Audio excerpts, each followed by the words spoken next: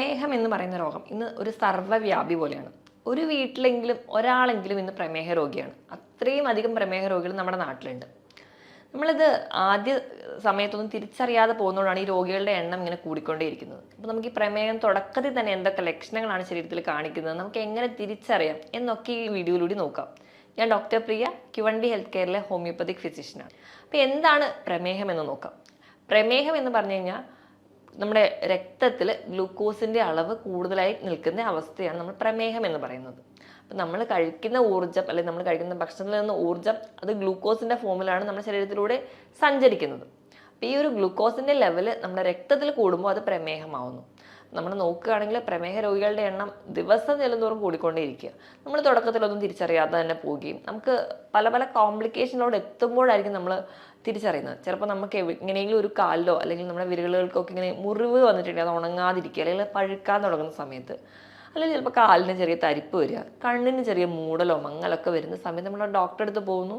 ആദ്യം ഒരു ഡോസ് മരുന്നിലൊന്നും വലിയ മാറ്റം കാണിക്കാതെ വരുമ്പോൾ ഡോക്ടർമാരോ അല്ലെങ്കിൽ നമ്മൾ തന്നെ ഒരു സംശയം പറയാറുണ്ട്, എന്താ പ്രമേഹം ഉണ്ടോ എന്നൊരു ഡൗട്ട് ഉണ്ട്, അപ്പോൾ നമ്മളൊന്ന് ബ്ലഡ് ടെസ്റ്റ് ചെയ്യുക, അല്ലെങ്കിൽ HbA1c FBS ഒക്കെ നോക്കിയിട്ട് വരാൻ പറയാറുണ്ട്. അപ്പോഴാണ് പലപ്പോഴും പല ആൾക്കാരും ഈ ഒരു പ്രമേഹ രോഗമുണ്ടെന്ന് തന്നെ തിരിച്ചറിയുന്നത്. ഈ പ്രമേഹം എങ്ങനെയാണ് ഉണ്ടാകുന്നതെന്ന് നമുക്ക് നോക്കാം. നമ്മൾ കഴിക്കുന്ന ഭക്ഷണം നമുക്ക് ഗ്ലൂക്കോസ് എന്ന ഫോമിൽ നമ്മുടെ ശരീരത്തിൽ എത്തുന്നു. ഈ ഗ്ലൂക്കോസിനെ നമ്മുടെ ശരീരത്തിൽ ഉണ്ടാക്കുന്ന ഒരു ഹോർമോണാണ്, നമ്മുടെ പാൻക്രിയാസിൽ നിന്ന് ഉണ്ടാക്കുന്ന ഒരു ഹോർമോണാണ് ഇൻസുലിൻ എന്ന് പറയുന്നത്. ഈ ഇൻസുലിൻ രക്തത്തിലെത്തിയ ഗ്ലൂക്കോസിനെ വലിച്ച് നമ്മുടെ ശരീരത്തിലെ ഓരോ കോശങ്ങളിലോട്ട് എത്തിക്കും. കോശങ്ങളുടെ അവിടെ ചെന്ന് ആ ഒരു വാതിൽ തുറന്നുള്ളിലേക്ക് കിടക്കാൻ വേണ്ടി അവരെ സഹായിക്കുന്നവരാണ് ഇൻസുലിൻ റിസപ്റ്റേഴ്സ് എന്ന് പറയും. ഈ ഇൻസുലിൻ റിസപ്റ്റേഴ്സ് വന്നിട്ട് അകത്തേക്ക് കൊണ്ടുപോകും, ഈ ഇൻസുലിനെയും ഗ്ലൂക്കോസിനെയും ചേർന്ന്. ഇങ്ങനെ അകത്തേക്ക് എത്തുന്നു, അവിടുന്ന് നമുക്ക് ഊർജ്ജം ആവശ്യത്തിന് ഉണ്ടാക്കുന്നു, നമ്മുടെ ദൈനംദിന പ്രവർത്തനങ്ങളൊക്കെ നടക്കുന്നു. ഇനി നമ്മുടെ ശരീരത്തിൽ എന്തെങ്കിലുമൊക്കെ ഒരു താളപ്പിഴവുകൾ വരിക അല്ലെങ്കിൽ ഒരു പ്രമേഹ രോഗ സാധ്യതയൊക്കെ ആകുന്ന സമയത്ത് നമുക്ക് ഉണ്ടാകുന്ന ആ ഒരു ഇൻസുലിൻ എന്ന് പറയുന്നത് അത്ര ഒരു കാര്യക്ഷമമായിട്ടുള്ള ഒന്നായിരിക്കത്തില്ല. അല്ലെങ്കിൽ ഇൻസുലിൻ ഒരു ഹൈപ്പർ സെൻസിറ്റീവായിട്ട് മാറും, ഒരു ഇൻസുലിൻ റെസിസ്റ്റൻസ് കാണിക്കാൻ തുടങ്ങും. അപ്പോൾ ഇൻസുലിൻ റെസിസ്റ്റൻസ് ആയി കഴിഞ്ഞിട്ടുണ്ടെങ്കിൽ നമുക്ക് ഈ ഒരു പറയുന്ന ഇൻസുലിൻ അകത്തേക്ക് ഉണ്ടാകാനുള്ള റിസപ്റ്റേഴ്സിൻ്റെ ഒരു കഴിവ് കുറയുകയും നമ്മൾ എത്ര റിസപ്റ്റേഴ്സും ആ ഒരു കറക്റ്റായിട്ട് ഗ്ലൂക്കോസിൻ്റെ അകത്തേക്ക് വലിച്ചുകൊണ്ട് പോകാൻ പറ്റാതെ വരികയും ചെയ്യും. അതിൻ്റെ ഭാഗമായിട്ട് നമ്മുടെ രക്തത്തിൽ നമുക്ക് ഈ ഗ്ലൂക്കോസിൻ്റെ ലെവൽ കൂടുതലായിട്ട് വരാൻ ചാൻസ് ഉണ്ട്. അപ്പോൾ ഈ ഇൻസുലിൻ റെസിസ്റ്റൻസ് എന്ന് പറയുന്ന ഒരു കണ്ടീഷനാണ് തുടക്കത്തിൽ പ്രമേഹത്തിൻ്റെ ആ ഒരു രോഗത്തേക്ക് എത്തുന്നതിന് മുൻപ്, ആ ഒരു പ്രീ ഡയബറ്റിക് ആയിട്ടുള്ള ഒരു സ്റ്റേജിൽ കാണുന്ന ഒരു കണ്ടീഷനെയാണ് നമ്മൾ ഇൻസുലിൻ റെസിസ്റ്റൻസ് എന്ന് പറയും. ഈ ഇൻസുലിൻ റെസിസ്റ്റൻസ് എന്ന് പറയുന്ന ഒരു കണ്ടീഷൻ ആകുമ്പോൾ തന്നെ നമ്മുടെ ശരീരത്തിൽ ചെറിയ ചെറിയ ലക്ഷണങ്ങൾ കാണിക്കാറുണ്ട്. അതിൽ ഒന്നാമത്തെ ലക്ഷണം എന്ന് പറഞ്ഞെങ്കിൽ അമിതമായ വിശപ്പ്. നമ്മൾ നോർമലായിട്ട് ഭക്ഷണം കഴിച്ചുകൊണ്ടിരിക്കുന്ന ഒരാളാണ്, നമുക്ക് അത്യാവശ്യം വണ്ണമൊക്കെ ഉണ്ട്, പക്ഷേ പിന്നീട് അയാൾക്ക് വിശപ്പ് അങ്ങ് കൂടാൻ തുടങ്ങുകയാണ്. ഇപ്പോൾ നമ്മുടെ വീട്ടിലോ അല്ലെങ്കിൽ നമ്മുടെ ചുറ്റുപാടും ആരെങ്കിലും ഉണ്ട്, ഭയങ്കരമായിട്ട് എനിക്കങ്ങ് വിശപ്പാണ് എന്ന് പറയുന്ന ആൾ, പക്ഷേ ഭക്ഷണം കഴിക്കുന്നുണ്ടെങ്കിലും ഭയങ്കരമായി എനിക്ക് ക്ഷീണമുണ്ട് എന്നൊക്കെ പറയാൻ തുടങ്ങുന്നുണ്ടെങ്കിൽ നമ്മൾ പറയാം അവരോട്, ഒന്ന് ജസ്റ്റ് പ്രമേഹം ഉണ്ടോ, അല്ലെങ്കിൽ നിങ്ങൾക്ക് പാരമ്പര്യമായിട്ട് പ്രമേഹമുള്ള ആൾക്കാരാണെങ്കിൽ ഒന്ന് ജസ്റ്റ് ബ്ലഡ് ടെസ്റ്റ് ചെയ്ത് നോക്കൂ, അല്ലെങ്കിൽ പ്രമേഹ രോഗ സാധ്യത നിങ്ങൾക്കുണ്ട് എന്ന് പറയാം. അപ്പം ഇങ്ങനെയൊരു ലക്ഷണമാണ് ആദ്യം നമുക്ക് കാണാൻ പറ്റുക. ഇനി ഇതിനോടൊപ്പം തന്നെ നമുക്ക് ഈ വിരലുകളുടെ മടക്കുകളിൽ, കഴുത്തിൻ്റെ പുറകു ഭാഗത്ത് ഈ മടക്കുകളിലാണ് കൂടുതലായിട്ട് ഒരു കറുത്ത നിറമാകുക. നമ്മൾ അക്കാന്തോസിസ് നൈഗ്രിക്കൻസ് എന്നാണ് പറയുക. ഇപ്പം ഒരു ഇൻസുലിൻ റെസിസ്റ്റൻസ് ഉണ്ടാകുന്ന ഒരു ടൈമിൽ കാണുന്ന ഒരു ലക്ഷണമാണിത്. ഇതേ ലക്ഷണം നമുക്ക് PCODയുടെ കേസിലും കാണാൻ പറ്റും. കാരണം അവിടെയും നമ്മുടെ ശരീരത്തിൽ ഇൻസുലിൻ റെസിസ്റ്റൻസ് ആണ് ഉണ്ടാവുക. PCOD ഉള്ള പെൺകുട്ടികൾക്ക് നോക്കിക്കഴിഞ്ഞാൽ അവരുടെ കഴുത്തിൻ്റെ ബാക്കിൽ ഒരു കറുത്ത നിറം, അതേപോലെ വിരലുകളുടെ മടക്കുകളിൽ ഒരു ബ്ലാക്ക് ഡിസ്കളറേഷൻ ഉണ്ടെങ്കിൽ അവിടെയും ഇൻസുലിൻ റെസിസ്റ്റൻസ് ഉണ്ടെന്നാണ് അർത്ഥം. അപ്പം അതും ഒരു ലക്ഷണമാണ്. ഇനി നമ്മൾ രക്തത്തിൽ നമ്മുടെ ഗ്ലൂക്കോസിൻ്റെ ലെവൽ അങ്ങ് കൂടി, അതായത് ഡയബറ്റീസിൻ്റെ തുടക്കത്തിലേക്ക് എത്തി, അല്ലെങ്കിൽ ഡയബറ്റിക്കായി, നിങ്ങളൊരു പ്രമേഹ രോഗിയായി, ഇങ്ങനെ ഗ്ലൂക്കോസ് ലെവൽ നമ്മുടെ രക്തത്തിൽ കൂടിക്കഴിഞ്ഞാൽ നമുക്ക് വിശപ്പ് കൂടുന്നതിനോടൊപ്പം തന്നെ ദാഹവും കൂടും. ദാഹം കൂടുമ്പോൾ നമ്മൾ നല്ല രീതിയിൽ വെള്ളം കുടിക്കും. ഇനിയിപ്പോൾ വെള്ളം കുടിക്കുന്നതിനേക്കാളും അധികമായിട്ട് മൂത്രം പോകാൻ തുടങ്ങും. അങ്ങനെ ഇടയ്ക്കിടയ്ക്ക് മൂത്രം ഒഴിക്കണം എന്നുള്ളൊരു തോന്നൽ. അപ്പം നമ്മൾ ഈ ഒരു 3 ടേമാണ് നമ്മൾ ഏറ്റവും അധികമായിട്ട് പറയുക: പോളിഡിപ്സിയ, പോളിഫാജിയ, പോളിയൂറിയ. പോളിഡിപ്സിയ എന്ന് പറയുമ്പോൾ നല്ലപോലെ വെള്ളം കുടിക്കുക, പോളിഫാജിയ എന്ന് പറഞ്ഞാൽ നല്ലപോലെ വിശപ്പ്, പോളിയൂറിയ എന്ന് പറഞ്ഞാൽ അധികമായിട്ട് മൂത്രം ഒഴിക്കാൻ പോവുക. 1 മണിക്കൂറിൽ തന്നെ 2 തവണ കൂടുതൽ മൂത്രം ഒഴിക്കാൻ പോകുന്നുണ്ടെങ്കിൽ നിങ്ങൾക്ക് ഒരു പ്രമേഹ രോഗ സാധ്യതയൊക്കെ ഉണ്ട്. അപ്പോൾ ഈ 3 ലക്ഷണങ്ങൾ ഉണ്ടെങ്കിൽ, ഈ ഒരു 3 ലക്ഷണങ്ങൾ നമ്മൾ കാർഡിനൽ സിംറ്റംസ് ആയിട്ടാണ് പറയുക. ഈ ഒരു 3 ലക്ഷണങ്ങൾ ഉണ്ടെങ്കിൽ നമുക്ക് ഉറപ്പിക്കാം, അല്ലെങ്കിൽ പ്രമേഹ രോഗ സാധ്യത വളരെയധികം കൂടുതലാണ്. അപ്പോൾ ഈ ലക്ഷണങ്ങൾ ആർക്കെങ്കിലും ഉണ്ടെങ്കിൽ അത് എത്രയും പെട്ടെന്ന് നിങ്ങൾ ഒരു ഡോക്ടറെ കാണുക, അല്ലെങ്കിൽ നിങ്ങൾ തന്നെ പോയിട്ട് ഒരു ബ്ലഡ് ടെസ്റ്റ് ചെയ്ത് നോക്കുക. ബേസിക് ആയിട്ട് ഈ ഒരു FBS PPBS ഒക്കെ നമ്മൾ നോക്കുന്നതിനേക്കാൾ ഏറ്റവും നല്ലത് HbA1c ആണ്. HbA1c എന്ന് പറയുമ്പോൾ നമുക്ക് ഒരു 3 മാസത്തെ ആവറേജ് നമ്മുടെ ഗ്ലൂക്കോസ് ലെവൽ കണ്ടുപിടിക്കാൻ പറ്റും. അപ്പം ആ ഒരു ലെവൽ നമ്മൾ അധികമായി പോകുന്നുണ്ടെങ്കിൽ നമ്മൾ പ്രമേഹത്തിൻ്റെ ആ ഒരു പിടിയിലോട്ട് പോവുകയാണ് എന്നാണ് അർത്ഥം. അപ്പോൾ FBS എന്ന് പറയുമ്പോൾ ഫാസ്റ്റിങ്ങിൽ തന്നെ പോയി നോക്കുന്ന, അല്ലെങ്കിൽ വെള്ളം പോലും കുടിക്കാതെ രാവിലെ എണീറ്റ് പോയി ബ്ലഡ് ടെസ്റ്റ് ചെയ്യുമ്പോൾ നമുക്ക് കിട്ടുന്ന ഒന്നാണ് FBS. പിന്നെ PPBS എന്ന് പറഞ്ഞാൽ ഭക്ഷണം കഴിച്ചു കഴിഞ്ഞിട്ട് 2 മണിക്കൂറിന് ശേഷം RBS റാൻഡമായിട്ട് നമ്മൾ ചെക്ക് ചെയ്യുന്ന ഒന്നാണ്. ഈ പറയുന്ന ബ്ലഡ് ടെസ്റ്റുകൾ നമുക്ക് കൂടെ ചെയ്യാവുന്നതാണ്. അപ്പോൾ ഈ ആർക്കൊക്കെയാണ് ഈ പ്രമേഹം വരാൻ ചാൻസ് ഉണ്ടാവുക? അപ്പം നമ്മൾ അറിയാം, മിക്ക ആൾക്കാരും പറയാറുണ്ട് എനിക്ക് പാരമ്പര്യമായിട്ട് അച്ഛനും അമ്മയ്ക്കും ഒക്കെ ഷുഗർ ഉണ്ട്, അതുകൊണ്ടാണ് എനിക്ക് ഷുഗർ വന്നതെന്ന്. അപ്പം അതൊരു വാസ്തവമാണോ എന്ന് നമുക്ക് നോക്കാം. ഇപ്പോൾ നമ്മൾ ഈ ഒരു അച്ഛനും അമ്മയ്ക്കും പ്രമേഹമുണ്ട്, അപ്പം നമുക്ക് കുറച്ച് കഴിഞ്ഞ് കഴിഞ്ഞാൽ മധുരമൊന്നും കഴിക്കാൻ പറ്റില്ല എന്ന് പറഞ്ഞ് ചെറുപ്പത്തിൽ നല്ല രീതിയിൽ അങ്ങ് മധുരം അടങ്ങിയ ഭക്ഷണങ്ങളും മധുര പലഹാരങ്ങളും പാനീയങ്ങളും ഒക്കെ കഴിക്കാൻ തുടങ്ങും. അപ്പം ധാരാളമായി ഇത് കഴിക്കുന്നതിൻ്റെ ഭാഗമായിട്ട് 30 അല്ലെങ്കിൽ ഒരു 35 വയസ്സിന് മുൻപ് തൊട്ടേ അവർക്ക് പ്രമേഹം വരാം. അപ്പോൾ പാരമ്പര്യത്തിനേക്കാളും ഏറ്റവും ഇമ്പോർട്ടൻ്റ് നമ്മുടെ ജീവിതശൈലിയാണ്. പാരമ്പര്യത്തോടൊപ്പം തന്നെ ഇങ്ങനെ തെറ്റായ ഒരു ജീവിതശൈലി കൂടി ഉണ്ടെങ്കിൽ വളരെ നേരത്തെ നമ്മൾ പ്രമേഹ രോഗിയാവും.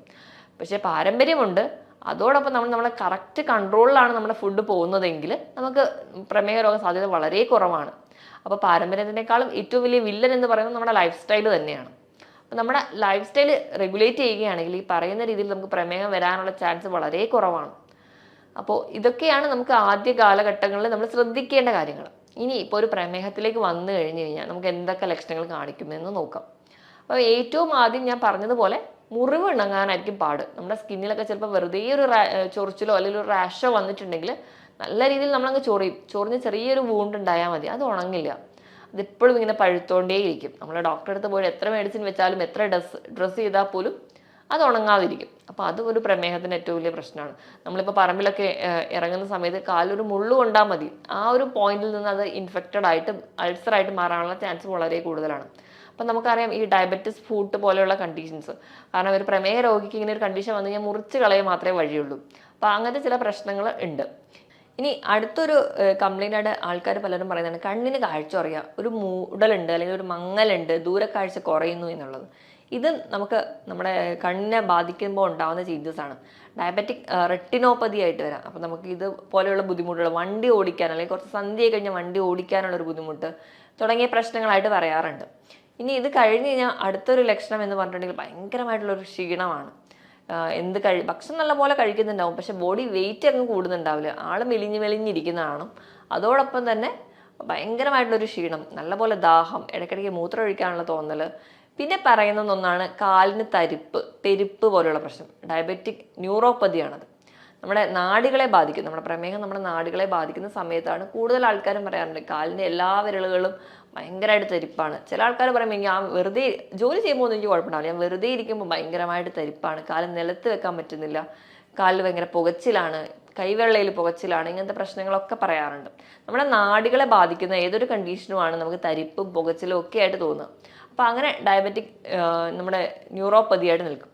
ഇനി ഇപ്പം കിഡ്നീനെ ബാധിക്കാം, അത് നെഫ്രോപ്പതിയാവും. അപ്പം നമ്മുടെ കിഡ്നിയിലൂടെ പല ബ്ലഡ് വെസൽസിലൂടെ ചെല്ലുന്ന രക്തത്തിനെ അരിച്ച് പുറത്തേക്ക് കളയുന്നത്, മൂത്രമായി പുറത്തേക്ക് കളയുന്നത് നമ്മുടെ കിഡ്നിയാണ്.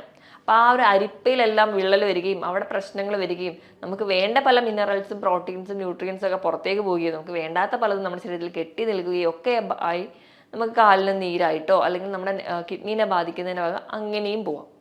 ഇനി സ്കിന്നിൽ ഇങ്ങനെ അൾസർ ഉണ്ടാകുന്നതിനോടൊപ്പം തന്നെ നമ്മുടെ സ്കിന്നിൽ തൊലി ഭയങ്കരമായിട്ട് കട്ടി വെക്കുക. ഇപ്പോൾ കാലിൻ്റെ അടിയിലൊക്കെ ആണെങ്കിൽ തൊലി ഭയങ്കരമായിട്ട് കട്ടി വെക്കുക, വിണ്ട് കീറൽ ഉണ്ടാവുക, നല്ല പോലെയുള്ള ആ ഒരു കട്ടിപ്പാളിയായിട്ട് പോവുക, ഇങ്ങനത്തെ പ്രശ്നങ്ങളും കാണിക്കാറുണ്ട്. ഇതിന് പുറമെ പ്രമേഹ രോഗികളിൽ നമുക്ക് മൂത്രത്തിൽ പഴുപ്പ് ഇടയ്ക്കിടയ്ക്ക് വരുന്ന കാണാം, യൂറിനറി ട്രാക്ട് ഇൻഫെക്ഷൻ. പൊതുവെ ഈ UTI പുരുഷന്മാർക്ക് കുറവാണ്, സ്ത്രീകൾക്കാണ് കൂടുതലായിട്ടും വരാറ്.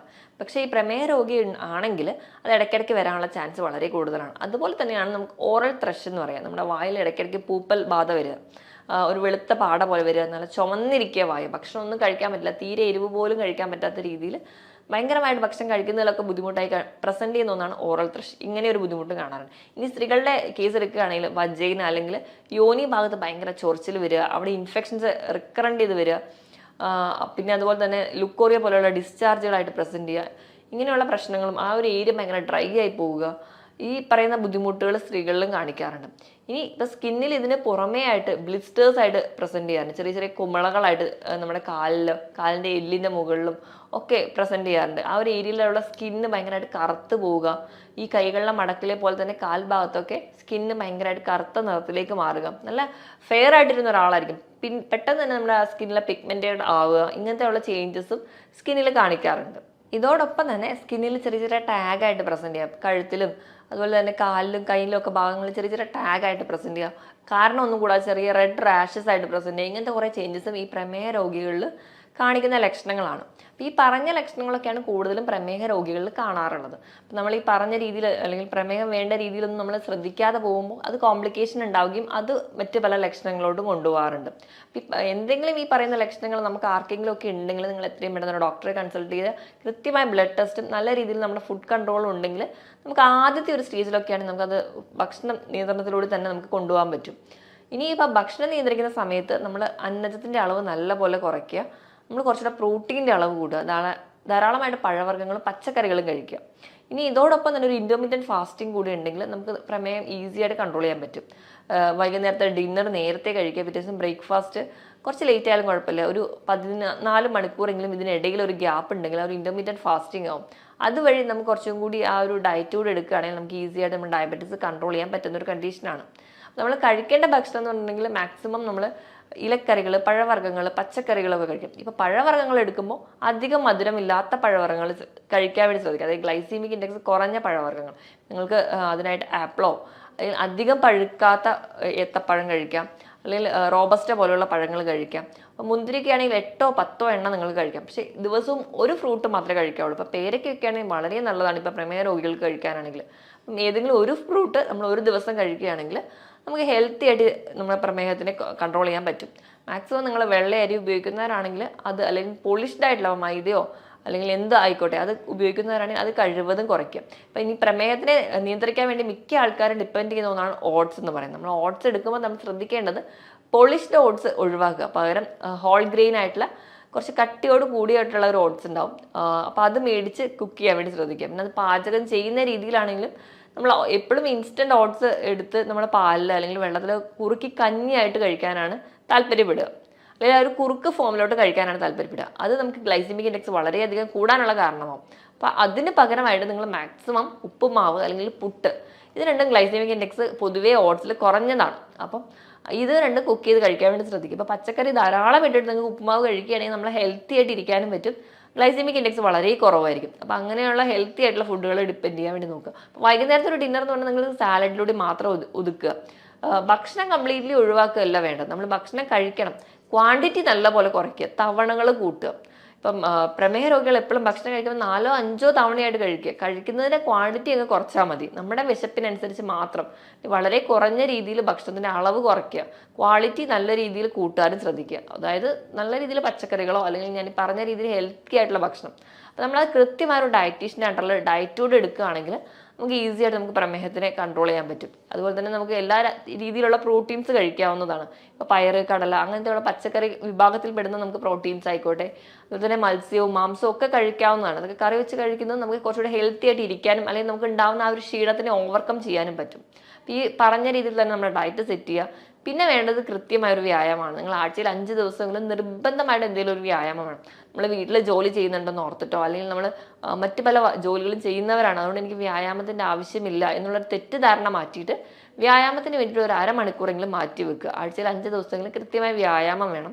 ആവശ്യത്തിന് വെള്ളവും നല്ലപോലെ തന്നെ കുടിക്കാൻ വേണ്ടി ശ്രദ്ധിക്കുക. ഇതോടൊപ്പം തന്നെ നമ്മുടെ ഉറക്കത്തിൻ്റെ പാറ്റേൺ ഒക്കെ കൃത്യമായിട്ട് ഇരിക്കുകയാണെങ്കിൽ നമുക്ക് ഈ പറയുന്ന രോഗങ്ങളൊന്നും വലിയ കോംപ്ലിക്കേഷനിലൂടെ പോവാതെ കൺട്രോൾ ചെയ്യാൻ പറ്റും. ഒരു 6 മുതൽ 7 മണിക്കൂർ വരെ നല്ല ഉറക്കം കിട്ടുകയാണെങ്കിൽ നമ്മുടെ ഹെൽത്തി ആയിട്ടിരിക്കാൻ വേണ്ടി സഹായിക്കുകയും ചെയ്യും. ഈ പറഞ്ഞ കാര്യങ്ങളൊക്കെ നിങ്ങൾ ശ്രദ്ധിക്കുക. ഇനി നിങ്ങൾക്ക് എന്തെങ്കിലും പ്രമേഹ രോഗ സാധ്യതയുണ്ടെങ്കിലോ അല്ലെങ്കിൽ എന്തെങ്കിലും ഈ ഡൗട്ടുകൾ, ഈ പറഞ്ഞ ലക്ഷണങ്ങൾ എന്തെങ്കിലും ഡൗട്ടൊക്കെ ഉണ്ടെങ്കിൽ നിങ്ങളൊരു ഡോക്ടറുടെ കൺസൾട്ടേഷൻ എടുക്കുക. ഈ പറഞ്ഞ കാര്യത്തിൽ എന്തെങ്കിലും ഡൗട്ട് ഉണ്ടെങ്കിൽ താഴെ കാണുന്ന നമ്പറിൽ കോൺടാക്ട് ചെയ്യുക. മറ്റൊരു ഹെൽത്ത് ടോപ്പിക്കുമായിട്ട് വീണ്ടും കാണുന്നത് വരെ നന്ദി.